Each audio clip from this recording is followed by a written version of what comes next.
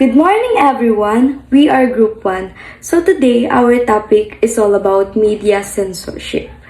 Before we start, let me ask you, have you ever seen a Facebook post or TikTok videos suddenly disappear? Or heard about a book being banned? So, that's what we call media censorship. Now, let's deep dive to our topic, media censorship, online and printed. Definition: media censorship, the suppression of information, exists both online and in print, with governments and private institutions potentially involved. It can take various forms, including prior restraint, which prevents publications, or subsequent punishment, which targets content after its release. Censorship, whether online or in print, can still free expression and hinder the public access to information. Ang media censorship po ay ang pagpipigil or pagsasala ng impormasyon.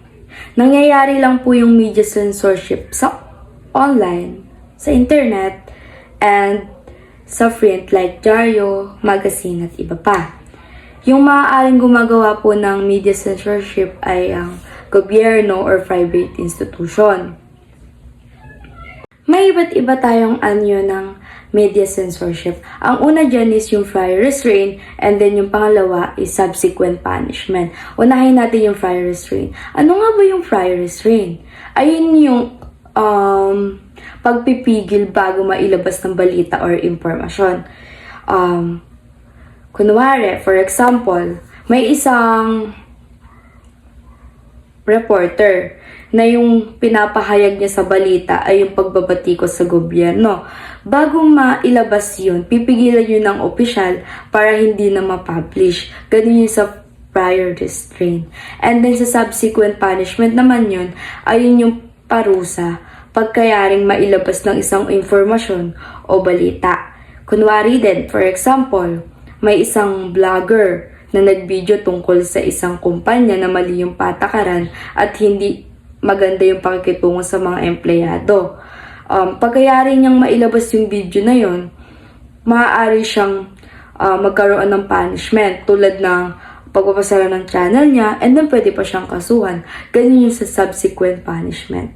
Ang censorship ay maaari mo nang sabihin ay parang pagtatakip sa bibig ng taong nagsasalita. Minsan kasi bago pa siya magsalita, and then minsan naman pagkatapos niyang magsalita. Ganun mo mahalin tulad ng censorship. Types of censorship. Online media censorship. Sabi dito sa online media censorship, this involves using automated bots to flood social media with fake news and targeted attacks, drowning out legitimate reporting and making it harder for the public to discern fact from fiction. Happens on social media, websites, streaming platforms, etc. Sabi dito, 'di ba? Happens on social media, websites, streaming platforms, etc. Tulad nga ng sinabi ko na 'yon. Halimbawa nyo, may gusto kang panoorin o yung may gusto kang basahin sa sa isang social media, sa internet ganun. Tapos pag-click mo dun sa mismong sa mismong papanoorin mo, sa may babasahin mo. Parang ayaw niya magbukas. Kasi siya, parang na-delete siya o lumabag siya sa community standards ng mismong app. Halimbawa mo, ako, may pinapanood akong video. Tapos, nakalagay doon sa video na yun, parang unavailable siya o nakalagay na nakadelete. Yun yung parang mismong yung mismong app na yung nagtatanggal o yung yung gobyerno na kasi lumabag sila sa rules. Parang sa rules o basta yung rules ng mismong app. May mga pagkakataon din dito na ginagamit yung internet para magpakalat ng mga maling balita. Ayun, tulad nun, halimbawa yung parang fake news. Sabi nga doon sa sinabi ko kanina, yung happens on social media, websites, streaming platforms. Ayun. Tapos yung making it harder for the public to discern facts from fiction. Parang ayun, nagpapakalat ng maling balita, tapos pagka nakita ng mismong app, edi nila, parang i-delete nila kasi mali nga yung sinasabi nung binabalita.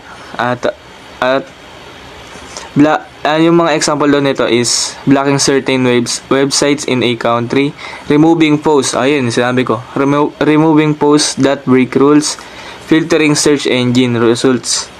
Tapos ito yung mga often done by governments, platforms, Facebook, YouTube, TikTok policies. Ayun, lalong-lalo sa TikTok madalas nangyayari yan. Then internet service providers.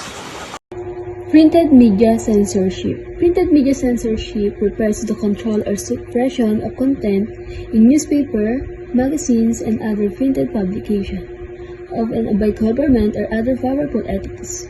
It can involve outright banning of publication, restricting distribution, or subtly influencing content through various means.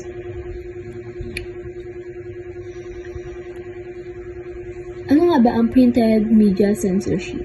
Ang printed media censorship ay tumutukoy sa pagkontrol o pagbabawal ng gobyerno, organismo o ibang makapangyarihang grupo sa mga nilalaman ng mga ma-imperial na materyales gaya ng dyaryo, magazine, libro, flyers at iba pa.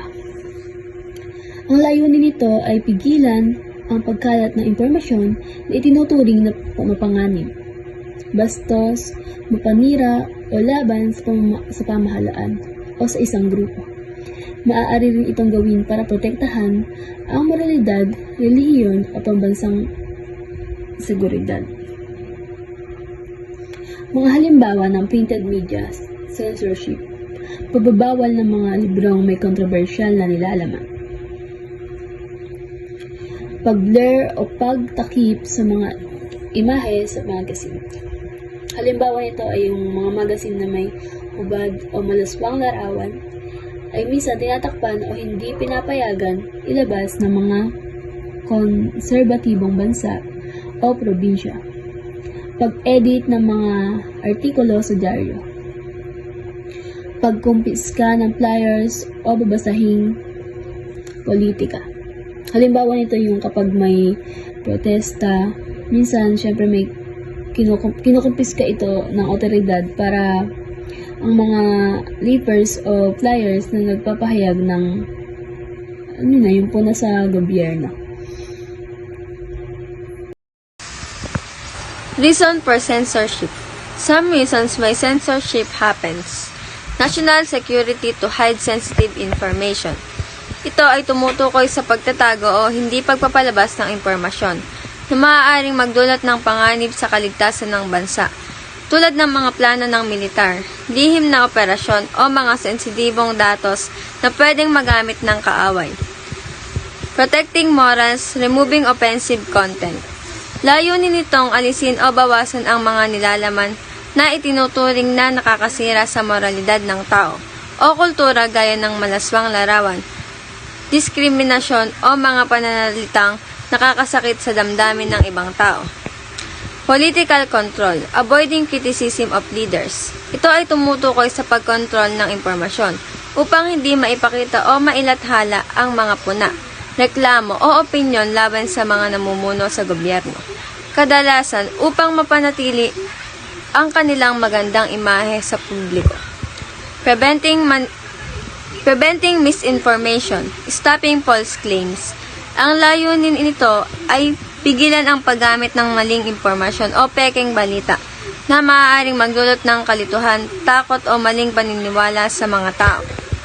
Protecting children, blocking violent or explicit material. Ito ay ginagawa upang hindi ma-expose ang mga bata sa mga materyales na may karahasan, kabastusan o anumang nilalaman na hindi angkop para sa kanilang edad at kaisipan.